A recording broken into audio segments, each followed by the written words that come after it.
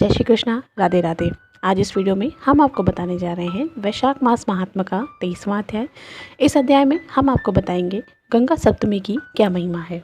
आइए सुनते हैं वैशाख मास महात्म्य का 23वां अध्याय।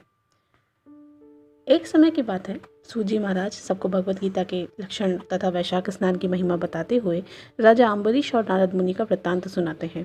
सूजी महाराज कहते हैं कि एक समय राजा अम्बरीश ने नारद जी से बोला, हे मुनिश्रेष्ठ, आप संपूर्ण लोगों पर अनुग्रह करने वाले हैं। आपने भगवान विष्णु के सगुण तथा निर्गुण ध्यान का वर्णन किया है। अब आप भक्ति का लक्षण बतलाइए।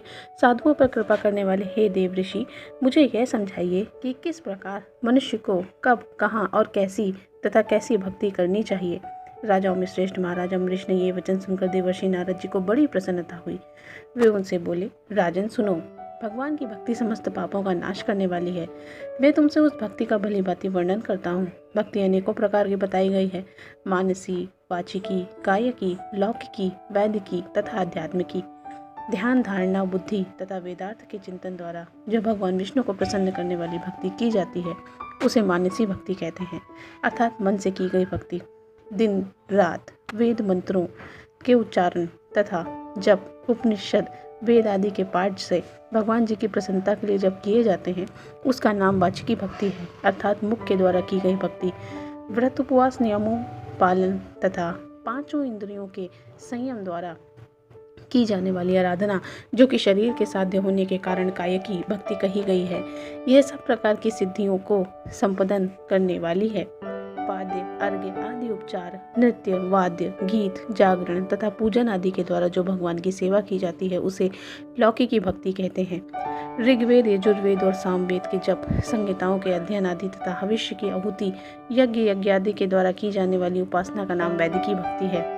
दिवाज पुरुषों ने अमावस्या, पूर्णिमा तथा विषुव योग जब दिन और रात बराबर हो, तुला और मेष की संक्रांति आदि के दिन जो याग करने से आदेश दिया है वह वैदिकी भक्ति का साधक है।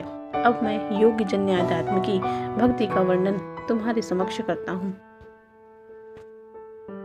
योगज भक्ति का साधक सदा अपनी इंद्रियों को संयम में रखकर प्राणायाम पूर्वक ध्यान किया करता है, विषयों से अलग रहता है और यह ध्यान में देखता है कि भगवान का मुख अनंत तेज से उद्दीप्त हो रहा है। उनकी कटी के ऊपर भाग पर लटका हुआ यज्ञोपवीत शोभा पा रहा है। उनका शुक्ल वर्ण है, 4 भुजाएं हैं, उनके हाथों में वरद और अभय की मुद्राएं हैं। वे पीत वस्त्र धारण किए हैं और उनके नेत्र अत्यंत ही सुंदर हैं। वे प्रसन्नता से परिपूर्ण दिखाई देते हैं। हे राजन, इस प्रकार योग युक्त पुरुष अपने हृदय में परमेश्वर का ध्यान करते हैं। जैसे प्रज्वलित अग्नि लकड़ी को भस्म कर डालती है, उसी प्रकार भगवान की भक्ति मनुष्य के पापों को नष्ट कर देती है। भगवान श्री विष्णु की भक्ति साक्षात सुधा का रस है, संपूर्ण रसों का एकमात्र सार है। इस पृथ्वी पर मनुष्य जब तक भक्ति का श्रवण नहीं करता, उसका आश्रय नहीं लेता, तभी तक उसे सैकड़ों बार जन्म, मृत्यु और जरा के आघात से होने वाले नाना प्रकार के दैहिक दुख प्राप्त होते हैं। यदि महान प्रभावशाली भगवान अनंत का कीर्तन और स्मरण किया जाए तो वे समस्त पापों का नाश कर देते हैं, ठीक उसी तरह जैसे वायु मेघ का तथा सूर्यदेव अंधकार का भी नाश कर देते हैं। राजन, देव पूजा, यज्ञ, तीर्थ स्नान, व्रत अनुष्ठान, तपस्या और नाना प्रकार के कर्मों से भी अंतःकरण की वैसी शुद्धि नहीं होती जैसे भगवान का अनंत ध्यान करने से होती है। नरनाथ, जिनमें पवित्र यश वाले तथा अपने भक्तों को भक्ति प्रदान करने वाले विशुद्ध स्वरूप भगवान श्री विष्णु का कीर्तन होता है, वे ही कथाएं शुद्ध हैं और वे ही यथार्थ में लाभ पहुँचाने वाली हैं और वे ही हरि भक्तों को कहने और सुनने योग्य होती हैं। भूमंडल के राज्य का भार संभालने वाले धीर चित्त महाराजा अम्बरीश, तुम धन्य हो, क्योंकि तुम्हारा हृदय पुरुषोत्तम के ध्यान में एकातन हो रहा है और सौभाग्य लक्ष्मी से सुशोभित होने वाली तुम्हारी नास्तिक बुद्धि श्री कृष्ण चंद्र को पुण्यमयी लीलाओं के श्रवण में प्रवृत्त हो रही है। हे भूपते, भक्तों को वरदान देने वाली अविनाशी भगवान श्री विष्णु की भक्ति पूर्वक आराधना किए बिना अहंकार वश अपने को ही बड़ा मानने वाले पुरुष का कल्याण किस प्रकार होगा।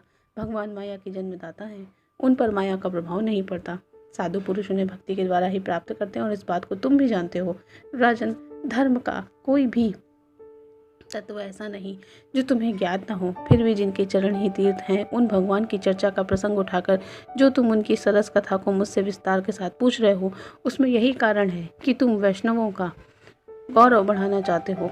मुझ जैसे लोगों को आदर दे रहे हो। साधु संत जो एक दूसरे से मिलने पर अधिक श्रद्धा के साथ भगवान अनंत के कल्याणमय गुणों का कीर्तन और श्रवण करते हैं, इससे बढ़कर परम संतोष की बात तथा समुचित पुण्य मुझे किसी और कार्य में नहीं दिखाई देता।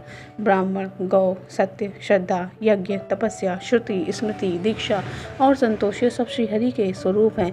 सूर्य, चंद्रमा, वायु, पृथ्वी, जल आदि आकाश, दिशाएं, ब्रह्मा, विष्णु, रुद्र और संपूर्ण प्राणी उस परमेश्वर के स्वरूप हैं। इस चराचर जगत को उत्पन्न करने की शक्ति रखने वाले विश्वरूप भगवान स्वयं ही ब्राह्मण के शरीर में प्रवेश करके सदा उन्हें खिलाए जाने वाला अन्न भोजन करते हैं, जिनकी चरण रेणु तीर्थ के समान है। भगवान अनंत ही जिनके आधार हैं, जो संपूर्ण प्राणियों की आत्मा और पुण्यमयी लक्ष्मी के सर्वस्व हैं। उन ब्राह्मणों का आदर पूर्वक पूजन करो जो विद्वान ब्राह्मण को बुद्धि से विष्णु की बुद्धि से देखते हैं, वही सच्चे वैष्णव है और अपने धर्म को भली भांति स्थित मानते हैं।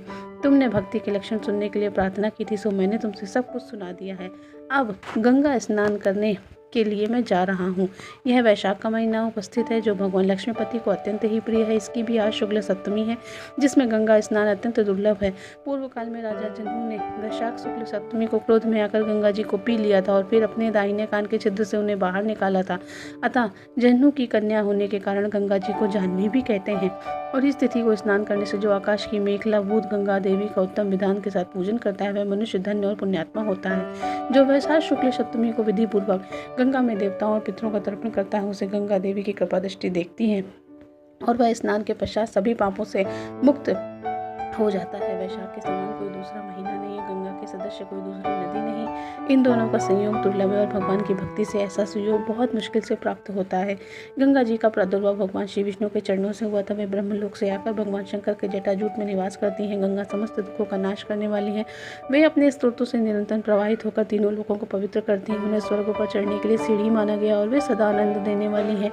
नाना प्रकार के पापों को हरने वाली, संकट से ताड़ने वाली, भक्तजनों के अंतःकरण में दिव्य प्रकाश फैलाने की लीला से सुशोभित होने वाली, सगर के पुत्रों को मोक्ष प्रदान करने वाली तथा तीनों मार्गों से प्रवाहित होने वाली वे गंगा देवी हैं। गंगा देवी तीनों लोगों का श्रृंगार है। वे अपने दर्शन, स्पर्श, स्नान, कीर्तन, ध्यान और सेवन से हजारों पवित्र और अपवित्र पुरुषों को पावन बनाती रहती हैं। जो लोग दूर रहकर भी तीनों समय गंगा गंगा इस प्रकार उच्चारण करते हैं, उनके तीनों जन्मों के पाप गंगा जी नष्ट कर देती हैं। जो मनुष्य हजार योजन दूर से भी गंगा जी का स्मरण करता है, वह पापी होने पर भी उत्तम गति को प्राप्त होता है। राजन, वैशाख शुक्ल सप्तमी को गंगा जी का दर्शन विशेष दुर्लभ है। भगवान श्री विष्णु और ब्राह्मणों की कृपा से उस दिन उनकी प्राप्ति होती है। माधव, वैशाख के समान महीना, माधव विष्णु के समान कोई देवता नहीं, क्योंकि पाप के समुद्र में डूबते हुए मनुष्य के लिए माधव ही जहाज का काम करते हैं।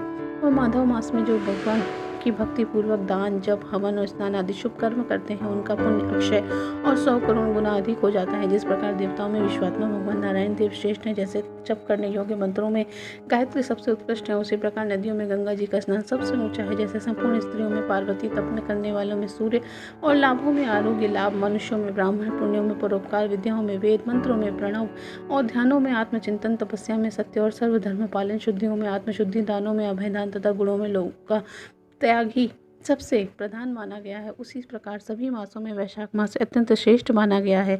पापों का अंत वैशाख मास में प्रातः स्नान करने से होता है। अंधकार का अंत सूर्य के उदय से, पुण्यों का अंत दूसरों की बुराई और चुगली करने से होता है। राजन, कार्तिक मास में जब सूर्य तुला राशि पर स्थित हो, उस समय जो स्नान, दान आदि पुण्य कर्म किया जाता है, उसका पुण्य परार्ध गुना अधिक होता है। माघ मास में जब मकर राशि पर सूर्य हो तो कार्तिक की अपेक्षा भी 1000 गुना उत्तम फल मिलता है। और वैशाख मास में मेष की संक्रांति होने पर माघ से भी 100 गुना अधिक पुण्य प्राप्त होता है। वे ही मनुष्य पुण्यात्मा और धन्य हैं जो वैशाख के महीने में प्रातःकाल स्नान करके विधि विधान से भगवान लक्ष्मीपति की पूजा करते हैं। वैशाख मास में सवेरे का स्नान, यज्ञ, दान, उपवास, हविष्य, भक्षण और ब्रह्मचर्य का पालन ये महान पातकों का नाश करने वाले हैं। राजन, कलयुग में वैशाख का महीना गुप्त नहीं रहने पाएगा, क्योंकि उस समय वैशाख स्नान का महत्व अश्वमेध यज्ञ के अनुष्ठान में भी बढ़ चढ़कर आगे बढ़ेगा। कलयुग में परम पावन अश्वमेध यज्ञ का अनुष्ठान नहीं हो सकता। उस समय वैशाख मास का स्नान ही अश्वमेध यज्ञ के समान ही विहित होगा। कलयुग के अधिकांश मनुष्य पापी ही होंगे, उनकी बुद्धि पाप में ही आसक्त होगी, अतः वे अश्वमेध के पुण्य को जो स्वर्ग और मोक्ष रूप फल प्रदान करने वाला है वो नहीं जान सकेंगे। उस समय के लोग अपने पापों के कारण नरक में पड़ेंगे। अतएव कलयुग के लिए अश्वमेध का प्रचार कम कर दिया जाएगा और उसके स्थान पर वैशाख मास के स्नान का विधान बढ़ा दिया जाएगा। इति श्री विश्व वैशाख मास महात्म 23वां अध्याय समाप्त। बोलिए भगवान विष्णु की जय। दोस्तों, ये था वैशाख मास महात्म का 23वां अध्याय। हमारे चैनल पर आपको वैशाख मास की प्रतिदिन की कथा इसी प्रकार मिलती रहेगी। चैनल पर बने रहिएगा। आने वाले हर त्यौहार की जानकारी हम आपके लिए इसी प्रकार लाते रहेंगे। आशा करते हैं कि आज के वैशाख मास के 23वें अध्याय की कथा आपको अच्छी लगी होगी। जय श्री कृष्णा।